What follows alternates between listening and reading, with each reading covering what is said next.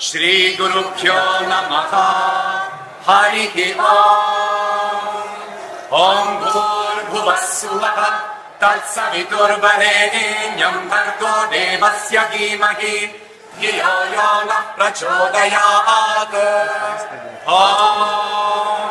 तत्सर्यो नावृणीमहे गातु यज्ञाय गातु यज्ञपतये दैवी स्वस्तिरस्तु नः स्वस्तिर्मानुषेभ्यः ऊर्ध्वं जिगातु भेषजम् शन्नो अस्तु द्विपदे शं चतुष्पदे।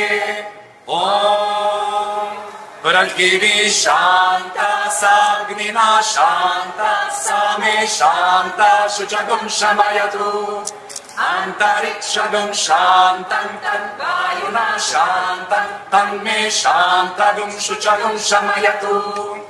या शान्ता सादित्येन शान्ता सामे शान्ता शुचगुं शमयतु। ॐ शान्ति शान्ति शान्तिः। আপনার উজ্জ্বল ভবিষ্যতের একমাত্র দিশারি জ্যোতিষ জগতে অদ্বিতীয় ডক্টর অঞ্জন শাস্ত্রী। দেখুন জ্যোতিষ অঙ্গনে অঞ্জন প্রতি রবিবার ঠিক রাত 12টায় শুধুমাত্র TV9 বাংলায়।